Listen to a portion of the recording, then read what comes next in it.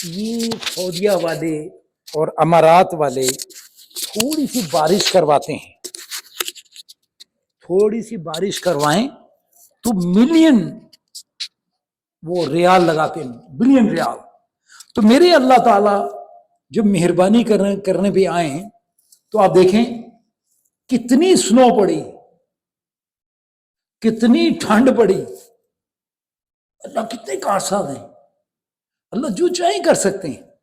حضور پاک صلی اللہ علیہ وسلم کے آنے سے پہلے مکہ والوں کی، قریش کی اور بلکہ حجاز والوں کی پوزیشن یہ تھی کہ وہ خانہ کعبہ کا ننگے طواف کرتے تھے۔ اگر انہیں کوئی جانور چاہیے ہوتا تھا تو وہ جانور کو ذبح نہیں کرتے تھے، اگر ٹانگ چاہیے انہیں تو وہ ٹانگ کاٹ کے باقی جانور کو تڑپتا چھوڑ کے تو اس کو استعمال کرتے تھے۔ یہ حالت تھی۔ اپنی بچیوں کو زندہ درگو کرتے تھے کہ ہمارا داماد نہ ہو ہمارے اوپر کوئی۔ وہ مختلف حدیث آتی ہیں کہ 7 بچے صحابی نے اس طرح کی۔ تو کہنے کا مطلب ہے کہ یہ احوال جو حضور پاک صلی اللہ علیہ وسلم کے آنے سے پہلے مکہ قریش والوں کے حالات تھے۔ اللہ تعالی نے آقا محمد رسول اللہ صلی اللہ علیہ وسلم کو اس بستی میں، اس جگہ پہ مبعوث فرمایا۔ یہ حالات تھے ان کے۔ جو بچیوں کو زندہ درگو کرتے تھے وہ بچیوں کا حق کہاں دیتے تھے؟ تو پھر میرے نبی پاک صلی اللہ علیہ وسلم جو دین لے کر آئے اس میں دیکھیں کتنی، جب اماں ہماری فاطمہ رضی اللہ تعالیٰ عنہ آتی، والد محترم جن کے لیے تو جہانوں کو بنایا گیا، آپ ان کے لیے ان کی عظمت میں کھڑے ہو جاتے۔ بیٹی ہے، بیٹی کے لیے کھڑے ہو جاتے اور اپنی چادر دے کے اس کو کہتے بیٹا ادھر بیٹھ، اور دائیں ہاتھ پہ بوسہ دیتے۔ بیٹی کا یہ درجہ۔ آج ہمارے انڈیا پاکستان میں جو ہے جب جائیداد کا، وراثت کا معاملہ آتا ہے تو اکثر دیکھنے میں آیا، بھائی ہم نے تیری شادی پہ اتنا لگا تو دیا، اب تجھے کیا دیں؟ میرے بھائی دوستوں بزرگوں، گناہ کبیرہ ہے بہنوں کا حق نہ ادا کیا، اور قیامت والے دن اس کا بدلہ دینا پڑے گا، وہاں پہ کوئی دولت نہیں ہوگی۔ اکثر یہ معاملات آتے ہیں۔ اب اگر 10 لاکھ والد چھوڑ کے گئے، 2 بہن اور 2 بھائی ہیں، اب 3,25,000 ایک بیٹے کو آیا، کیونکہ مرد کے بوجھ سے عورت کا ایک حصہ، اور جو بہنیں ہیں ان کو 1,75,000 ایک کو، اور 1,75,000 دونوں بھائیوں کو 3,25,000 3,25,000۔ یہ ایک آئیڈیا بتا دو جو مفتی صاحب سے تشریحاً، اور یہ جو ہے 2 حصے مرد کے، 1 حصہ جائیداد میں عورت کا یعنی بہن کا۔ عزیز بھائی، اگر ماں فوت ہو رہی ہے، بہنیں نہیں ہیں اس کی، تو پھر یہ ہے۔ اچھا اب ہم اپنے تصور میں دیکھیں کہ ہم کتنا کرتے ہیں۔ اچھا اس کا اگر والد نہیں کر کے گئے، سمجھا کے نہیں گئے، تو والدین کی قبر پہ عذاب ہے۔ کتنی بڑی وعید ہے۔ آج میں اپنے گریمان میں دیکھوں کہ میں نے اپنے بہنوں کا حق دیا، یہ بہت سوچ کی بات ہے۔ دین ہے، ہم نے جانا اگلی مرنے کے بعد نئی زندگی شروع ہوگی۔ اب آپ کہتے ہیں جی آپ بڑے ڈراتے ہیں بھائی یہ یونیورسل ٹروتھ ہے، اس سے تو کوئی بچا ہی نہیں۔ ایک ساتھی نے کہا جی امان اللہ بھائی آپ تو اتنا ڈراتے میت سے، ہم آتے ہی نہیں ہیں۔ او بھائی نہ آؤ، یہ تو اللہ کے لیے، اس سے کوئی روکا؟ جانا ہے کہ نہیں؟ یونیورسل ٹروتھ ہے کہ کل نفس ذائقۃ الموت۔ ہمارے یہاں پہ عمر بڑھ جائے 90 100، اس کے بعد تو قبر میں جانا ہی ہے نا بھائی۔ اور پل کی خبر نہیں، سما 100 برس کا جانا ہے، اور اس کا ٹائم مقرر نہیں۔ اچھا اب یہ مسئلہ جو ہے یہ ذرا سامنے لائیں۔ اگر ہم تو پورا کر رہے ہیں تو پھر تو اللہ کا حکم ادا ہو رہا ہے۔ اگر ہم اپنی بہنوں کے حقوق ادا نہیں کر رہے تو کل قیامت میں والدین کے ساتھ ہمیں بھی پوچھو گی، اور ہم زیادہ سزاوار ہوں گے کیونکہ والد گزر گئے۔ اگر وہ اپنی ذمہ داری نہیں کر کے گئے تو اولاد، بڑے بھائی کا، بڑے بیٹے کا، اس کی ذمہ داری وہ نہ ہو تو باقی اولاد اکٹھا کر کے دین کی بات کریں۔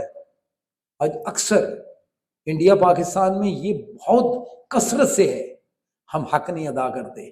تو میرے بھائی دوستوں بزرگوں، اس محفل میں بیٹھ کے ہم نے اس دین کی بات کو بھی سمجھنا ضروری ہے. رمضان کا مبارک مہینہ آ رہا ہے جی، قرضے کو شو کر کے زکوٰۃ دینے سے انکار کر دینا. جتنا زیور میری بیوی کے پاس ہے حق تو اس کا کہ وہ اس میں زکوٰۃ دے. اب وہ کماتی نہیں تو کیا کرے گی؟ وہ زیور کی قیمت پوری لگا کے اس قیمت کے برابر جو 2.5% ہوگا اپنے زیور میں سے دے. اب اتنا دے. عورتوں کا دل نرم ہوتا ہے اور وہ جلدی نہیں کرنا چاہتی. ان کو سمجھانا کس نے؟ ہم نے. یہ زکوٰۃ دینے سے دولت بڑھتی ہے، انٹرسٹ لینے سے دولت گھٹتی ہے. یہ آج نہیں، یہ اوصاف کے واقعات ہیں. اب آپ تصور کریں کہ 2.5% جو زکوٰۃ، اکثر ہم رمضان میں کیوں نہیں، رمضان میں 70 گنا اضافہ ہو جاتا ہے. جو نوافل پڑھتے ہیں ان کا فرضوں کے برابر اجر ملتا ہے، اور جو ہم فرض ادا کرتے ہیں اللہ ان کا 70 گنا فرض بڑھا دیتے ہیں. 70 گنا فرضوں کا اجر ملتا ہے نماز کا جو فرض کام کیا. تو اسی لیے زکوٰۃ کا مہینہ بھی. اچھا پھر جس نے زکوٰۃ کا نبی پاک صلی اللہ علیہ وسلم کے فوراً جانے کے بعد انکار کیا، حضرت ابوبکر صدیق رضی اللہ عنہ نے فرمایا کہ چاہے کہ ہماری ماؤں کو درندے روندتے پھرے مدینہ منورہ میں، لیکن میں ان کے خلاف جہاد کروں گا. پھر کیا جنہوں نے زکوٰۃ کا انکار کیا تھا. تو یہ جو ہمارے فرائض ہیں نا میرے عزیز بھائی دوستوں، ان کی پوچھ ہے. یہی نہیں کہ ہم نے کمایا اور استعمال کر دے، ختم نہیں. اور یہ بھی کہہ دیا بھی میرے پاس قرضہ بڑا ہے میں نہیں دے سکتا مقروض کے اوپر. تو بھائی جو سونا تیرے پاس پڑا ہوا ہے، اگر میری گاڑیوں کی جو قیمت لگا کے اس قیمت پہ اگر وہ گاڑیاں سال کی میرے پاس رہ گئی ان پہ زکوٰۃ ہے، جو میں نے بیچی اس پہ زکوٰۃ ہے. مسائل کو اپنے علماء اکرام سے سیکھنا ضروری. بہن آ گئی، ایسے سے واقعہ سامنے آتے. بہن آ گئی گھر، بیوی نے کہا بس خطرے کی گھنٹی آ گئی، اب پتہ نہیں بچے کتنے دن ہمارے گھر رہیں گے، ان کو سمجھاؤ اپنے گھر جاؤ. بہن نے سن لیا، روتی بھی چلی گئی. اسی بھائی کے وقت سختی کا ٹائم آیا، کاروبار ختم ہو گیا. جگہ جگہ سے دوست احبابوں سے اس نے قرض حسنہ مانگا کسی نے. وہی بہن آئی اور آگے جب آئی تو بھابھی نے کہا خامد کو کہ اس کا ناس ہو، اتنے برے حالات میں ہمارے پاس آ گئی. تو اس بہن نے کیا کیا، اس کو یہ آواز سنائی نہیں دی، نہیں سنا. اس نے بھائی کو اکیلے میں ماتھا چوما کہ بھائی میں اس قابل بھی نہیں کہ تیرے پاس اتنا سخت وقت آیا تو نے سب کے پاس آوازیں لگائی، مجھے نہیں پوچھا. بھائی یہ میں اپنے کنگن لے کر آئی ہوں، ان کو بیچ کے تو اپنا سودا پورا کر لے، میری خیر. اور جب تجھے کوئی دوبارہ ضرورت پڑے بھائی اپنی بہن کو نہ بھولی. تو اس بھابھی کی بھی آنکھیں نیچے ہو گئی. تو سیدھ بھائی دوستوں، بہن بھائیوں کو کبھی نہ بھولو. بے شک بیوی کا حق بیوی کا ہے، کوئی شک نہیں، اس میں کمی نہیں کرنی. لیکن جو حقوق العباد پہ پورا اترے گا، جس نے رشتہ داری کو جوڑا، نبی پاک صلی اللہ علیہ وسلم فرمانے کہ قیامت کے دن وہ میرے ساتھ عرش کے سائے کے نیچے ہوگا، جس دن کوئی سایہ نہیں ہوگا. چند سال کی بات ہے، 65 کا ہو گیا، پل کی خبر نہیں، پتہ نہیں کل زندگی ہے کہ نہیں. تو یہ چھوٹے چھوٹے واقعات سے میں اپنی قبر کیوں خراب کروں؟ بہن بھائی اگر ناراض بھی ہوں کچھ نہیں جاتا، جا کے مل لو.